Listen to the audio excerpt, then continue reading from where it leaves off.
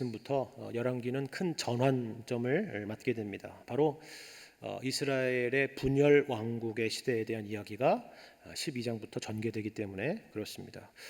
우리가 알다시피 이스라엘은 초대왕 사울부터 그리고 다윗, 솔로몬까지 하나로 통일된 시대를 누렸습니다. 그 시기는 대략 한 세기 정도가 된 것으로 추측해 볼 수가 있습니다. 그 100년 동안, 이 한 세기 동안 유지되었던 통일왕국 시대가 르호보암 왕 시대에 이르러서 갈라지게 되는 것입니다. 물론 우리는 사사기 말씀을 통해서 지파별로 사실 크고 작은 갈등 요소가 있었다는 것을 잘 알고 있습니다. 심지어는 서로 죽이기까지 하는 그런 전쟁도, 내전도 있었다는 것을 우리는 잘 알고 있습니다. 그러나 오늘 이 말씀처럼 완전히 갈라서서 두 나라로 갈라지게 된 것은 역사상으로는 처음 있었던 것입니다. 그 원인이 무엇이냐 하는 것에 대해서 열왕기는 두 가지로 설명하고 있습니다. 하나는 우리가 읽은 12장 말씀에 나와 있는 이유인데 표면적인 이유이고, 다른 하나는 물론 이 12장에도 등장하지만 특별히 11장 후반부에 등장하는 내용 가운데 그 본질적인 이유를 설명하고 있습니다. 우리가 먼저 살펴볼 것은 이 표면적인 이유인데요. 그 표면적인 이유라는 것은 오늘 본문의 말씀처럼 르호보암 왕의 어리석음 때문이었다 하는 것입니다. 우리 본문 12장 여러분 가지고 있는 성경 1절 말씀을 함께 보겠습니다. 1절 말씀을 보면 르호보암이 솔로몬의 뒤를 이어서 왕위에 오르자 그가 세겜이라는 지역으로 갔다 하는 것을 말하고 있습니다. 그 이유는 왜 세겜으로 갔느냐 하면 르호보암이 이미 예루살렘에서는 왕이 되었지만 그가 어떤 지파나 어떤 지역의 왕이 아니라 온 이스라엘의 왕이라는 것을 확인받고 또 인정받는 것을 위해서 아마 이러한 절차가 필요하지 않았을까 하는 것으로 우리는 생각해 볼 수가 있습니다. 특별히 세겜이라는 지역이 이스라엘 역사 가운데 차지하는 중요한 역사적이고도 신학적인 의미가 있기 때문에 이 세겜이라는 지역을 찾아갔던 것입니다. 우리는 이 말씀, 이 12장 1절의 말씀을 통해서 이 하나만 보더라도 당시의 이스라엘이라는 국가가 고대 근동 지역의 다른 여타의 군주 국가들과는 다른 그런 독특한 모습을 갖고 있다 하는 것을 우리가 확인해 볼 수가 있습니다. 우리가 보통 꼭 당시의 그 근동의 국가들만이 아니라 모든 이 왕정 국가들, 군주 국가들을 생각해 보자면 굳이 이런 절차가 따로 필요하지는 않았다 하는 겁니다. 백성들의 동의를 구하거나 지지를 구할 필요가 없는 것입니다. 그것은 도리어 오늘날과 같은 민주주의 시대에서나 사실 생각해 볼 수 있는 내용이지, 한 나라의 군왕이라는 사람이 그들을 찾아가서 지지를 얻고 동의를 얻는다는 것은 오늘로부터 3,000년 전에 그런 왕정 시대에 그런 일이 있었다는 것은 감히 상상할 수가 없는 것입니다. 왜냐하면 이미 왕이라는 자리는 그 나라의, 그 땅에서의 최고의 권력자이기 때문에 그렇습니다. 반대로 이스라엘 백성들이 그들의 왕에게 이러한 요구들을 하는 것도 사실은 독특한 부분입니다. 만약 그들에게 힘이 있었다면 쿠데타를 일으키면 될 것이고, 힘이 없다면 그저 왕의 요구에 순종하면 될 뿐입니다. 이와 같은 이스라엘이라는 국가만이 가지고 있는, 하나님의 백성만이 가지고 있는 이런 왕정의 독특성이라는 것은 사실 신명기 17장에 보면 그 바탕을 두고 있다는 것을 알 수가 있습니다. 한번 신명기 17장 말씀을 보겠습니다. 신명기 17장은 율법 가운데서도 특별히 왕의 규례에 대해서 기록하고 있는 말씀인데, 그 내용 중에 이런 내용이 있습니다. 신명기 17장 18절 말씀, 그가 왕위에 오르거든 이 율법서의 등사본을 레위 사람 제사장 앞에서 책에 기록하여 평생에 자기 옆에 두고 읽어 그의 하나님 여호와 경외하기를 배우며 이 율법의 모든 말과 이 규례를 지켜 행할 것이라 라고 말씀합니다. 율법의 등사본을 기록해서 평생을 두고 읽으라 하는 이 말은 자신이 최고의 권력자가 아니라 자신 위에, 이스라엘의 왕 위에 진정한 권력자, 최고의 왕, 진정한 지존이 있으시다 하는 것입니다. 그것이 바로 그의 하나님 여호와 경외하기를 배우라 하는 그 말에 담긴 의미입니다. 이스라엘 왕은 하나님 아래에 존재하는 하나님의 대리 통치자로서 이스라엘 가운데 왕으로서 존재한다 하는 그런 의미죠. 이어서 20절 말씀을 보니까 그리하면 그의 마음이 그의 형제 위에 교만하지 아니하고 이 명령에서 떠나 좌로나 우로나 치우치지 아니하리니 이스라엘 중에서 그와 그의 자손이 왕 위에 있는 날이 장구하리라 라고 말씀합니다. 여기 이 신명기 17장 20절 말씀에 그리하면 그의 마음이 그의 형제 위에 교만하지 않을 것이라 하는 말씀이 참 놀라운 말씀입니다. 우리 이 말씀에 주목해 볼 필요가 있습니다. 사실 일반적으로 왕이라는 것은 백성들 위에 군림하는 위치에 있는 것이죠. 그렇죠. 그러나 이 말씀은 이스라엘의 왕이라는 존재는 하나님 아래에 있지만 앞서 봤던 것처럼 또한 동시에 백성들 위에 있는 것도 아니라 하는 것입니다. 바로 이러한 점이 이스라엘 왕이 다른 주변의 국가들과 다른 군주 국가들과 다른 독특한 부분이라 하는 것입니다. 사실 이러한 맥락에서 르호보암에게 요구하는 이스라엘 백성들의 요구를 우리가 이해해 볼 수가 있습니다. 오늘 본문은 아니지만 본문 앞에 있는 부분에 다시 본문으로 돌아와 보자면 우리 열왕기상 12장 4절의 말씀을 보면 이런 요구를 하고 있는 것을 볼 수가 있습니다. 감히 왕에게 이런 요구를 할 수 있었다 하는 겁니다. 왕의 아버지가 우리의 멍에를 무겁게 하였으나 왕은 이제 왕의 아버지가 우리에게 시킨 고역과 매운 무거운 멍에를 가볍게 하소서. 그리하시면 우리가 왕을 섬기겠나이다 라고 요구를 합니다. 우리는 이 말씀을 먼저 보면 당시에 솔로몬 통치 당시에 이 화려한 건축과 또 여러 가지 토목공사 뒤에 있었던 그동안 우리가 볼 수 없었던 어두운 그림자의 한 면을 볼 수가 있게 되는 것입니다. 무거운 멍에, 고역 이런 단어는 사실 이스라엘 백성들이 애굽에서 종살이하던 그 시절을 떠올리게 하고 생각하게 하는 그런 단어들입니다. 근데 그것을 누가 시켰다고요? 솔로몬이 그렇게 시켰는데 이제는 그것을 우리에게 가볍게 해주십시오라는 요구입니다. 생각해 보시기 바랍니다. 이스라엘 백성들은 누구의 노예가 아닙니다. 출애굽 이전에는 그들이 노예였지만 하나님의 구원의 은혜로 그들은 모두 다 자유민이 된 것입니다. 그리고 이것이 그들이 시내산에서 확인했던 하나님 앞에서 확인했던 분명한 민족적인 정체성이었던 것입니다. 우리가 앞에서 본 신명기의 말씀처럼 그의 형제 위에 교만하지 아니한다 하는 그 말씀과 같은 것입니다. 이제는 누가 누구 위에 있어서 주인이 되고 또 누구는 누구 밑에 있어서 종이 되지 않는 그런 존재, 그것이 바로 이스라엘 백성들이었다 하는 것입니다.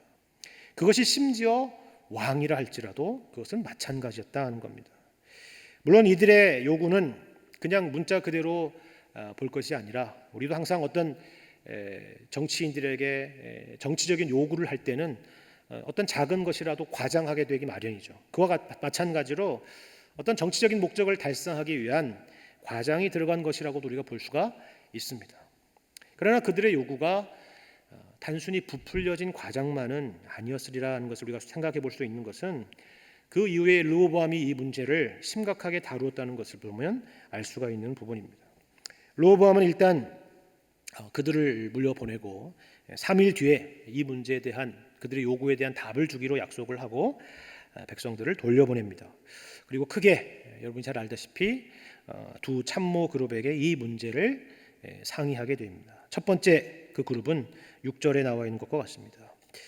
6절 말씀, 르호보암 왕이 그의 아버지 솔로몬의 생전에 그 앞에 모셨던 노인들과 의논하여 이르되 너희는 어떻게 충고하여 이 백성에게 대답하게 하겠느냐라고 묻습니다.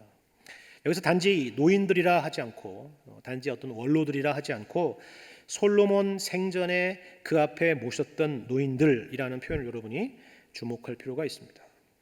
그들의 대답은 단지 오래 살았던 인생의 경험이나 오랜 공직 생활의 경험 끝에 나온 그런 대답이 아니었다 하는 것입니다. 우리가 알다시피 노인이라고 해서 항상 모든 일에 지혜로운 것은 아니기 때문에 그렇습니다. 그들은 어떤 사람이었느냐? 솔로몬 생전에 그 앞에 모셨던 노인들이라 하는 것입니다. 솔로몬의 지혜와 같지는 않겠지만 솔로몬의 지혜, 다시 말해서 하나님께서 솔로몬에게 주셨던 그 지혜를 오랜 시간 동안 가까이서 지켜보았던 그런 사람들이라 하는 것입니다. 직접 그 지혜를 갖고 있지는 않지만 그 솔로몬을 통해서 그 간접적인 지혜를 배웠던, 보고 왔던 그런 사람들이라 하는 것입니다. 바로 그래서 그들의 지혜가 하늘로부터 온 그런 지혜였기 때문에 앞서 살폈던 신명기 17장의 그런 내용과 다르지 않은 조언을 하고 있다는 것을 우리가 보게 됩니다. 어떤 내용이죠? 이어서 7절 말씀을 보니까 대답하여 이르되 왕이 만일 오늘 이 백성을 섬기는 자가 되어서 그들을 섬기고 좋은 말로 대답하여 이르시면 그들이 영원히 왕의 종이 되리이다, 이렇게 말하죠. 백성을 섬기는 왕이 되신다면 백성들 또한 왕을 섬기게 될 것입니다 하는 것입니다. 그러나 여러분 알다시피 르호보암은 이들의 조언을 버리고 자기와 함께 자라났던 어린 사람들의 조언에 귀를 기울이게 됩니다. 이유는 간단합니다. 그 노인들의 대답이 정답이라 할지라도 르호보암 자신의 마음에 들지 않았던 것입니다. 어떤 내용에 그럼 귀를 기울이느냐? 우리 8절의 이하의 말씀이 나와 있죠. 함께 8절 이하의 말씀 보겠습니다. 왕이 노인들이 자문하는 것을 버리고, 두 가지를 비교하고 생각하고가 아니라 버리고가 이미 등장하고 있다는 걸 보게 됩니다. 자기 앞에 모셔 있는 자기와 함께 자라는 어린 사람들과 의논하여 이르되 너희는 어떻게 자문하여 이 백성에게 대답하게 하겠느냐? 백성이 내게 말하기를 왕의 아버지가 우리에게 매운 멍에를 가볍게 하라 하였느니라. 함께 자라난 소년들이 왕께 아뢰어 이르되 이 백성들이 왕께 아뢰기를 왕의 부친이 우리의 멍에를 무겁게 하였으나 왕은 우리를 위하여 가볍게 하라 하였은즉 왕은 대답하기를 내 새끼 손가락이 내 아버지 허리보다 굵으니 내 아버지께서 너희에게 무거운 멍에를 매게 하였으나 이제 나는 너희의 멍에를 더욱 무겁게 할지라. 내 아버지는 채찍으로 너희를 징계하였으나 나는 전갈 채찍으로 너희를 징계하리라 하소서라고 조언을 하고 그 조언을 따르게 되는 것입니다. 여러분, 이 대답을 보면 누구의 대답을 닮아 있습니까? 모세와 아론 앞에 대답했던 바로의 대답을 연상하게 되죠. 모세와 아론의 요구에 대해서 바로는 더 가혹한 노동을 명령하는 것으로 대답했는데 그와 동일한 대답을 바로 이 르호보암이 이들의 조언을 받고 하는 것입니다. 그런데 이러한 대답은 심지어 당시에 수많은 이 제국의 왕들이나 군주 국가들의 대답과도 그들의 태도와도 전혀 상반된 대답이었다는 것을 우리가 기억해 볼 필요가 있습니다. 오늘날도 그렇죠. 정권이 바뀌거나 하면 통치 초기에 일종의 끝까지 지켜지진 않더라도 선심성 정책을 내놓기도 합니다. 마찬가지로 당시 고대 근동에서도 새로운 통치자가 통치를 시작하게 되면 그들의 세금을 줄여주거나 빚을 탕감해 주거나 강제 노역에서 해방시켜주는 일들을 했던 것입니다. 우리가 잘 알다시피 이 페르시아 왕 고레스도 그와 같은 정책을 펼쳐서 제국들의 국민들의 마음을 샀던 것을 우리가 잘 알고 있습니다. 그러나 이 르호보암은 정반대의 길을 갔던 것입니다. 누가 보더라도 이것은 정말 어리석은 선택이었다 하는 것을 알게 되는 것이죠. 결과는 어땠을까요? 그 결과란 불을 보듯 뻔한 것이었습니다. 16절 말씀 우리 함께 보겠습니다. 16절 온 이스라엘이 자기들의 말을 왕이 듣지 아니함을 보고 왕에게 대답하여 이르되 우리가 다윗과 무슨 관계가 있느냐? 이새의 아들에게서 받을 유산이 없도다. 이스라엘아 너희는 장막으로 돌아가라. 다윗이여 이제 너는 내 집이나 돌아보라 하고 이스라엘이 그 장막으로 돌아가니라. 그러나 유다 성읍들에 사는 이스라엘 자손에게는 르호보암이 그들의 왕이 되었더라 라고 말합니다. 이스라엘의 10지파가 르호보암에게 등을 돌렸다 하는 겁니다.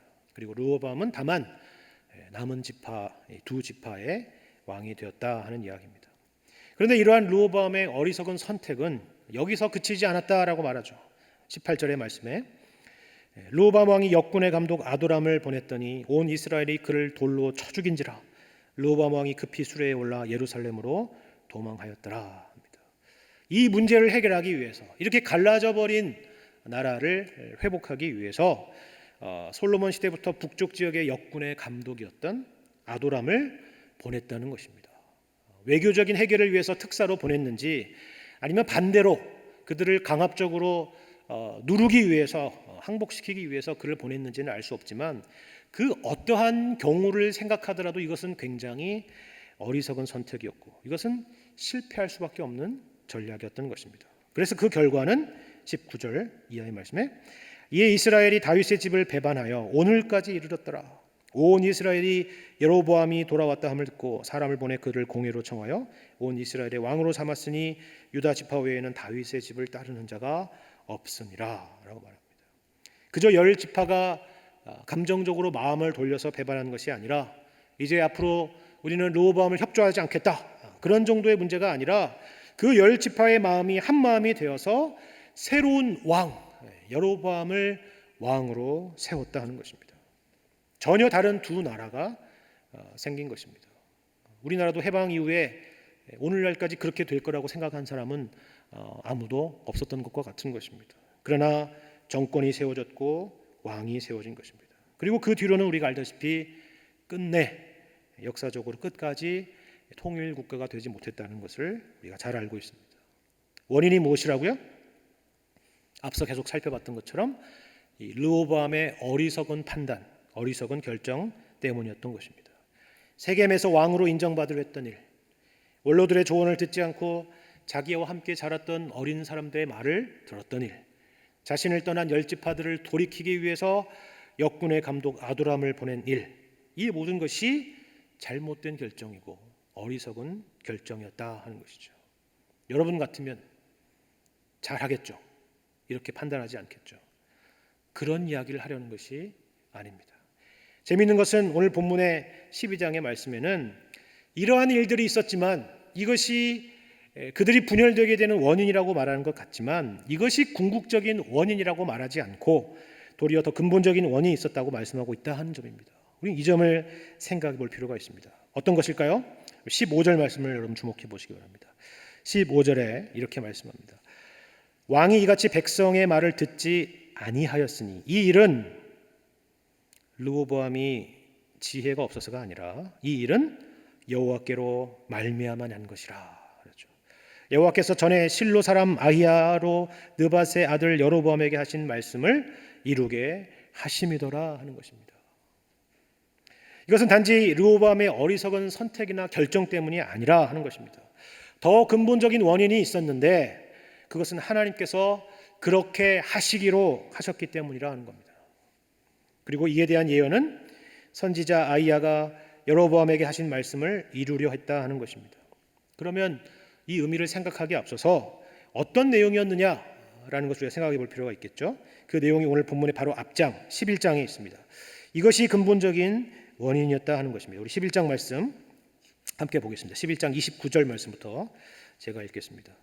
그 즈음에 여로보암이 예루살렘에서 나갈 때에 실로 사람 선지자 아히야가 길에서 그를 만나니 아히야가 새 의복을 입었고 그 두 사람만 들에 있었더라. 30절 아히야가 자기가 입은 새 옷을 잡아 12조각으로 찢고 여로보암에게 이르되 너는 10조각을 가지라. 이스라엘의 하나님 여호와의 말씀이 내가 이 나라를 솔로몬의 손에서 찢어 빼앗아 10지파를 내게 주고 오직 내 종 다윗을 위하여 이스라엘 모든 지파 중에서 택한 성읍 예루살렘을 위하여 한 지파를 솔로몬에게 주리니 이는 그들이 나를 버리고 시돈 사람의 여신 아스다롯과 모압의 신 그모스와 암몬 자손의 신 밀곰을 경배하며 그의 아버지 다윗이 행함 같지 아니하여 내 길로 행하지 아니하며 나 보기에 정직한 일과 내 법도와 내 윤례를 행하지 아니함이니라. 그러나 내가 택한 내 종 다윗이 내 명령과 내 법도를 지켰으므로 내가 그를 위하여 솔로몬의 생전에는 온 나라를 그의 손에서 빼앗지 아니하고 주관하게 하려니와 내가 그의 아들의 손에서 나라를 빼앗아 그 10지파를 내게 줄 것이요 그의 아들에게는 내가 한 지파를 주어서 내가 거기에 내 이름을 두고자 하여 택한 성읍 예루살렘에서 내 종 다윗이 항상 내 앞에 등불을 가지고 있게 하리라 라고 말하는 내용들입니다. 언제 한 예언이냐면 솔로몬 시대 때 했던 내용입니다. 그러니까 이처럼 앞서서 선지자 아히야를 통해서 하신 말씀이 역사 가운데 이루어진 것이지 단지 르호보암이 잘못된 조언을 받았다거나 잘못된 결정을 했다거나 잘못된 판단을 했기 때문에 왕국이 갈라진 것이 아니라 하는 것입니다. 물론 이 말은요 르호보암이 잘했다는 말은 아닙니다. 르호보암에게 책임이 없다는 말도 물론 아닙니다. 르호보암은 분명히 잘못된 판단을 했고 또한 이에 대한 분명한 책임을 갖고 있습니다. 그러나 이 말씀을 하는 것은 이 모든 일은 그저 르호보암과 같은 한 사람의 판단과 결정으로 역사가 운명되어지고 결정되는 일이 아니라 하는 것입니다. 다시 말해서 이 세상의 역사란 인간의 판단과 결정에 의해서 그것이 원인이 되고 결과가 되고 원인이 되고 결과가 되어서 이루어지는 것이 아니라 하나님의 말씀, 하나님의 뜻대로 돌아가는 것이라는 것을 그들에게 가르쳐 주는 것입니다.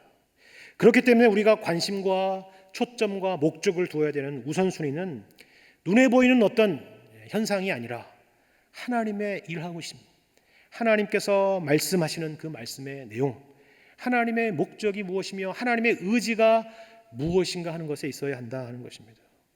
여러분, 이 말씀이 왜 중요한지를 생각해 보시기 바랍니다. 아마도 르호보암은 아버지 솔로몬을 통해서 선지자 이 아이야의 메시지를 간접적으로 들었을 것입니다. 그리고 특별히 아버지의 시대가 아니라 자기 시대에 이 나라가 갈라지게 될 것이라는 것에 대해서도 무엇보다도 민감하게 여겼으리라 우리는 충분히 짐작해 볼 수가 있습니다. 그렇게 보면 그가 왕이 되어서 했던 여러 가지 판단과 결정들, 우리가 앞에서 살폈던 그런 내용들은 한편으로는 그들의 르호보암의 잘못된 판단과 결정인 것처럼 보이기도 하지만 또 한편으로 보자면 이러한 일들이 왕국이 분열되는 일이 예언되었던 그 일이 일어나지 않도록 하기 위한 르호보암 한 개인의 어떤 인간적인 노력이라고도 볼 수가 있는 것이라 하는 겁니다.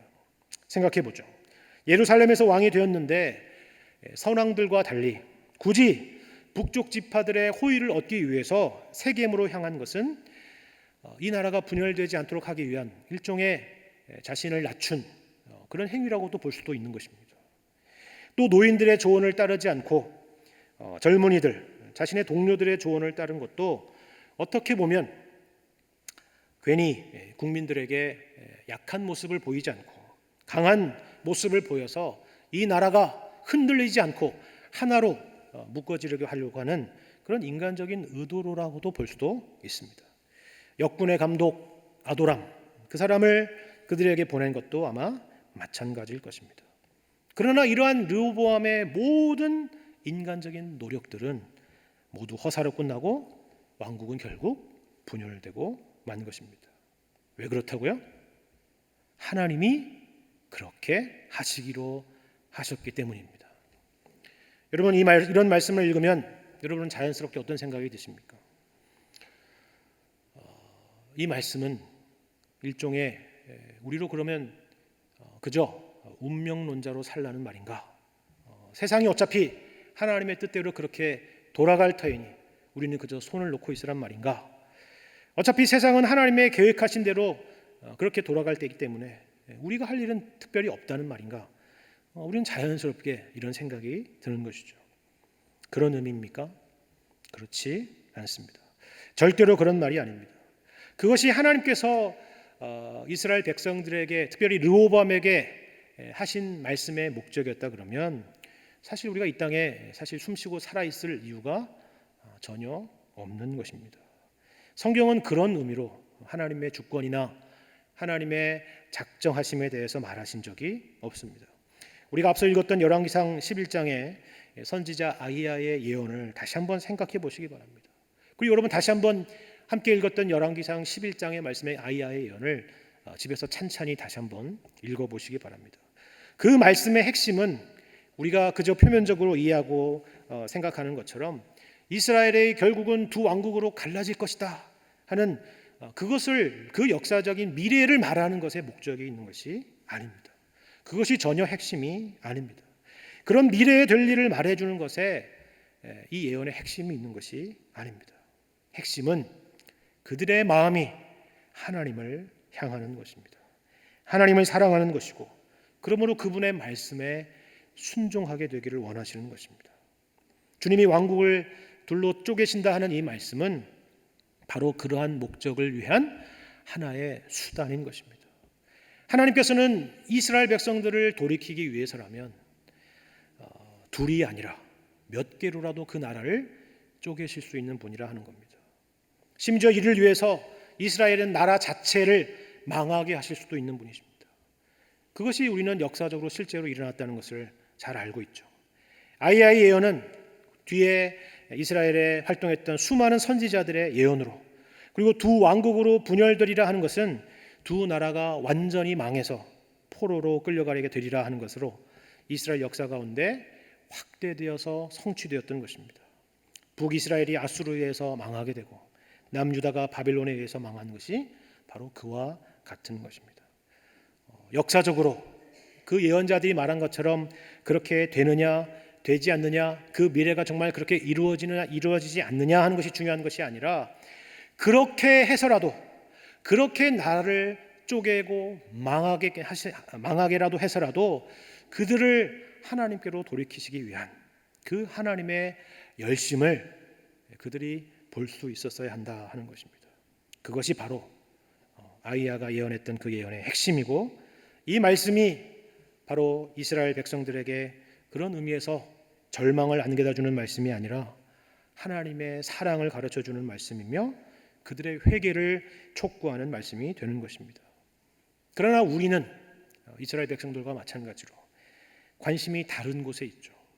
예를 들면 성경에서 어떤 종말에 대한 이야기를 할 때 우리의 관심은 주로 그 때와 그 시기가 언제인가에 대한 것에 관심이 있습니다. 그날에는 무슨 징조가 있을 것인가, 그 시기가 되면 어떤 일들이 일어날 것인가, 그런 것에 대해서 우리는 관심이 있습니다.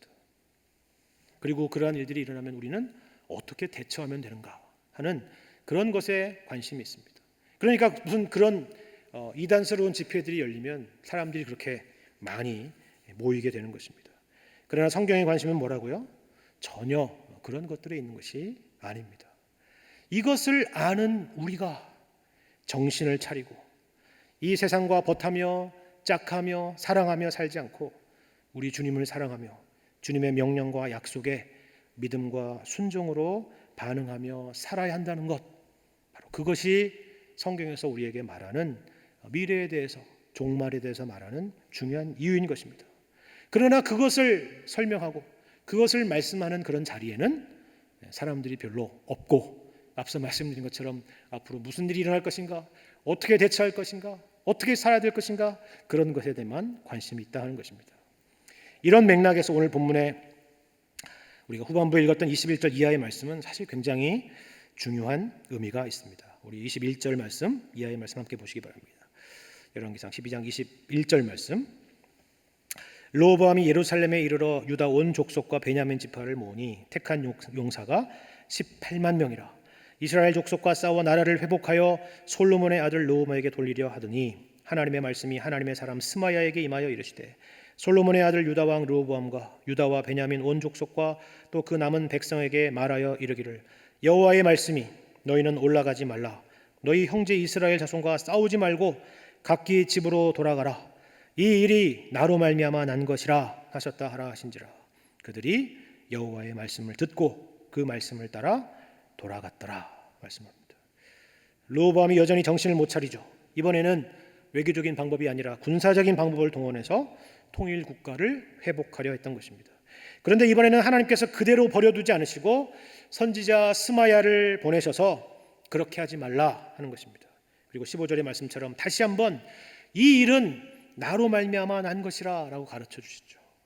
그런데 놀랍게도 르호보암과 그를 따르는 18만의 군사가 여호와의 말씀을 듣고 그 말씀을 따라 돌아갔다라고 말씀합니다. 말씀에 순종한 덕분에 그들은 군사적인 충돌을 피했고 동족 간의 엄청난 희생을 피했고 또 그들 모두 평안히 집으로 돌아가게 되었을 것입니다.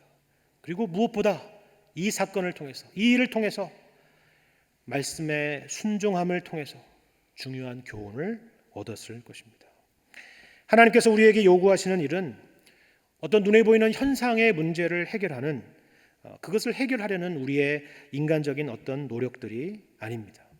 그것이 겉으로 보기에는 옳고 또 르호보암의 경우처럼 그것이 굉장히 명분이 있어 보이는 일일지라도 그것은 하나님의 일차적인 관심사가 아니라는 것을 여러분 주목해 보시기 바랍니다. 그것은 우리의 관심일지는 모르지만 하나님의 관심은 다른 것에 있습니다. 우리는 항상 눈에 보이는 문제를 해결하는 것에만 우리의 마음과 우리의 관심이 있고 또한 우리의 기도 제목들을 차지하고 있는 것을 봅니다. 그것들을 정상적으로 돌리고 바로잡는 것이 우리는 문제의 해결이라 하고 생각하는 것입니다. 교회의 문제, 가정의 문제, 직장에서 당면하는 문제, 그리고 개인적인 여러 문제들에 대해서도 우리는 그 문제들을 고치는 것, 픽스하는 것만이 나의 본질적인 문제를 해결하는 것을 우리가 생각할 때가 굉장히 많은 것입니다. 그러나 하나님의 관심은 항상 우리 각 한 사람 한 사람, 여러분 한 사람 한 사람이라는 것을 기억하시기를 바랍니다. 하나님은 우리를 하나님께로 향하시게 하기 위해서 이처럼 역사를 뒤흔드시기도 하시고 망하게도 하시는 것입니다. 또한 우리 한 사람 한 사람의 인생을 흔들어 놓기도 하시는 것입니다. 물론 그것은 말이 쉽지 분명히 아픈 겁니다. 고통스러운 일입니다. 꼭 하나님께서 그렇게까지 하셔야 하는가 하는 생각이 드는 일들이 우리는 한두 가지가 아닙니다. 그러나 우리는 그 일을 통해서라도 우리를 일깨우시려는 그 하나님의 마음, 그리고 그 하나님의 열심을 읽어낼 수 있어야 하는 것입니다. 이것이 바로 이스라엘을 향한 하나님의 마음이었고 동시에 우리를 향하신 주님의 마음인 것입니다. 다만 그들을 찢고 그들을 망하게 하시는 것이 목적이 아니었다는 겁니다. 하나님은 모든 일을 합력하여 선을 이루시는 분이십니다. 이 사실을 결코 놓치지 마시기 바랍니다. 이 하나님의 열심이, 이 하나님의 성실하심이 항상 우리 가운데 있습니다. 이런 하나님의 사랑과 열심 앞에 순종으로 그리고 사랑으로 반응하시는 여러분과 제가 되기를 주님의 이름으로 간절히 축원합니다.